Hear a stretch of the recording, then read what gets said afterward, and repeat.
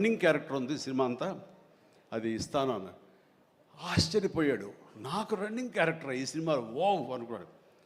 అది సరిగ్గా నేను కూడా నమ్మాను రన్నింగ్ క్యారెక్టర్. ఆయన చాలా చతురుడు జంధ్యాల గారు. సో షార్ట్ పెట్టారు. ఫోర్గ్రౌండ్లో రామకృష్ణ బీచ్కి యువతల వైపు, రామకృష్ణ బీచ్ ఒక 400-500 యార్డ్స్ దూరంలో ఉంటుంది. సముద్రం ఒడ్డు, దాని తర్వాత రోడ్డు తర్వాత యువతల బిల్డింగ్లో మేము. సో నేను ఇంకో క్యారెక్టర్ మాట్లాడుకుంటుంటాం. ఆ మనిషికి ఎర్రటి చొక్కా వేశారండి, ఎరుపు చొక్కా. దూరంగా వెళ్ళండి బ్రహ్మానందం గారు, మీరు వెళ్ళి పరిగెత్తుకుంటూ రెండు యాక్షన్ చెప్పిన తర్వాత ఇక్కడికి ఆగండి అని ఏదో మార్క్ వేశారు. అక్కడికి వచ్చి అమ్మయ్య అని ఏదో డైలాగ్ చెప్పండి అన్నారు. అలాగే సార్ యాక్షన్ అన్నారు. బ్రహ్మానందం పరిగెత్తుకుంటూ వస్తున్నాడు. ఈలోగా మేము చేసిన సీన్ మేము చేసిన తర్వాత కట్ సార్ వెళ్ళిపోదాం అన్నారు. అని ఇంకా వస్తూనే ఉన్నాడు. మేము కెమెరా తీసుకుని వెళ్ళిపోయాం. అక్కడికి వచ్చి ఆగిన తర్వాత ఎవరు లేరు అక్కడ. ఇలా చూస్తాడు ఎరుజుపులు. సార్ అదేంటి సార్, నన్ను రమ్మన్నారు, అంత వెళ్ళిపోయారండి సార్. రన్నింగ్ క్యారెక్టర్ అయ్యా ఇది అయిపోయిందిగా అన్నాడు. రన్నింగ్ క్యారెక్టర్ ఇదే సార్, సినిమా అంతా రన్ ఉంటుందేమో అనుకోండి, అంటే త్రౌట్ క్యారెక్టర్ రన్నింగ్ క్యారెక్టర్ అంటాం. అది అనుకున్నాను సార్ అని ఆ చొక్కా రంగు ఏ వేశారో మొహంలో అదే కనిపించింది, ఆ ఎరుపుదనం.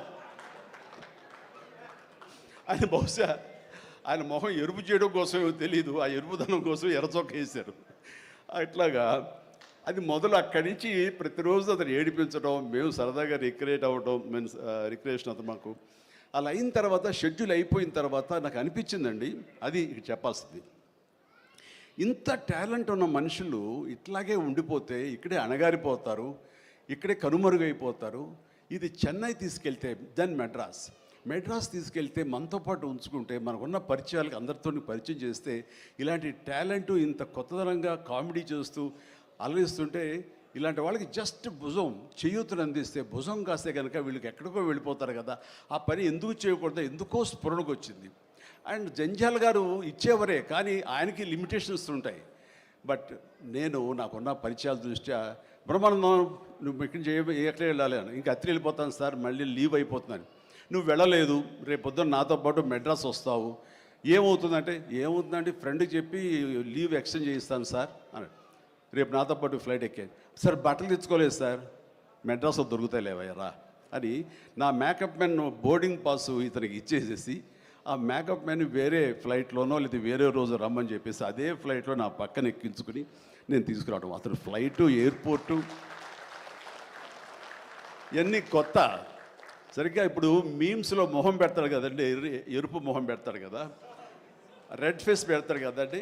ఆ రెడ్ ఫేస్ అతనికి త్రోట్ అలా ఫిక్స్ అయిపోయింది. ఆ ఫ్లైట్ ఎక్కడం, ఆ ఎయిర్ హోస్టెస్ చూడటం ఇవన్నీ కలిపి. అండ్ ఆ తర్వాత ఇంటికి తీసుకెళ్ళాను. అసలు ఒక ట్రాన్స్లో ఉన్నాడని నాకు తర్వాత చెప్తాడు.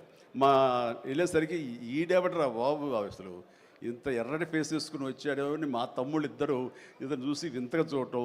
అన్నయ్య వచ్చి మన డైనింగ్ టేబుల్ మీద వీళ్ళు కూర్చోబెడికి భోజనం పెట్టడం, వాటితో పాటు టైం స్పెండ్ చేయటం, ఇవన్నీ చూస్తుండే వాళ్ళకి అన్నయ్యకి ఎంతో నచ్చితేనే కానీ ఒక మనిషిని ఇలాగా దగ్గర దరిచేరడం అని చెప్పేసి అనుకుంటూ వాళ్ళ ఆ రోజు నుంచి ఎక్కడ ఏ 100 ఫంక్షన్ జరిగినా, ఎక్కడ ఏ ముహూర్తాలు జరిగినా, ఎక్కడ ఏ పార్టీలు జరిగినా సరే బ్రహ్మానందాన్ని వెంట వేసుకుని నేను అందరి దగ్గరికి వెళ్ళటం. అక్కడికి వెళ్ళిన తర్వాత పెద్ద పెద్ద ప్రొడక్షన్ హౌసెస్ నిర్మాతలకు పరిచయం చేయటం, బ్రహ్మాండం చేయవే అదే బిచ్చే అంటే వెంటనే ఆయన చేసేయటం. వాడికి భలే చేస్తున్నాడయ్యా అని అంటాం. అక్కడి నుంచి రావు గోపాలరావు గారు, రామలింగయ్య గారు ఇలాంటి క్యారెక్టర్ యాక్టర్ల దగ్గర ఆ షూటింగ్ ఉంటే అక్కడ చేయించడం. అలాగే కొండవీటి రాజా ఇలాంటి 100 ఫంక్షన్ జరుగుతుంటే కనుక రాఘవేంద్ర గారు, దేవి ప్రసాద్ గారు ఇలాంటి వాళ్ళ దగ్గర తను చేయించడం. ఇట్లాగా తనకి నేను అంబాసిడర్ని, తనకి ఏజెంట్ని అయ్యి తనకి టాలెంట్ని అందరికీ తెలిసేలాగా ఆ ప్రయత్నం చేశాను. ఎందుకంటే అంత టాలెంటెడ్, అంత పొటెన్షియాలిటీ ఉన్న వ్యక్తి వెళ్ళిపోకూడదు. ఈ రోజున ఎంతోమంది అలాంటి ఊపు లేక, అలాంటి ఉత్సాహం లేక, అలాంటి ప్రోత్సాహం లేక, అలా చేయూతిచ్చేవాళ్ళు లేక, ఎంకరేజ్ చేసేవాళ్ళు లేక ఎంతోమంది అణగారిపోయి ఉంటుంటారు మహానటులు. బట్ బ్రహ్మానందాన్ని అలా కాదని తీసుకొచ్చి చేసినందుకు ఇప్పటికీ మా ఇద్దరి మధ్య సత్సంబంధం ఉంది, ఆ ప్రేమానురాగాలు ఉన్నాయి, ఆ గురు శిష్యుల అనుబంధం ఉంది. అండ్ అది ఈ రోజున ఇలాంటి గొప్ప ఫీల్డ్లో, ఇంత అద్భుతమైన ఫీల్డ్లో ఇంతగా రాణించి బ్రహ్మానందం అంటే ఒక ఎన్ని రకాల అవార్డులు, Guinness book awards, Padma awards, ఇంకా ఒకటేంటండి ఎన్నెన్నో. ఒకసారి వాళ్ళ ఇంటికి వెళ్తే కనుక ఇంత పెద్ద హాల్ నిండా తనకు వచ్చేటువంటి మెమెంటోస్తో నింపేశాడు. అంటే ఎంత తన చరిత్ర అంతా కనబడుతుంది ఆ రూమ్లో. నాకు ఆశ్చర్యం వేసింది, అద్భుతం అనిపించింది. అలాంటి బ్రహ్మానందం ఇలాంటి ఫీల్డ్లో తన బిడ్డలను కూడా తీసుకురావాలి అంటూ ఈ రోజున రాజా గౌతమ్ 2-3 సినిమాలు చేసినా సరే అవి అంతంతగా అలరించినా సరే, బట్ ఈ సినిమా మళ్ళీ మనకు ప్రయత్నం చేస్తున్నప్పుడు బ్రహ్మానందంతో పాటు మరొక ఇంట్లో వ్యక్తిగా దానికి రావాలి, ఈ సభకు రావాలి, దీనికి 10 మందికి తెలిసొచ్చేలాగా నా ప్రయత్నం, మన వంతు ప్రయత్నం చేయాలి అని. ఆ తర్వాత దీని డైరెక్టర్ నిఖిల్,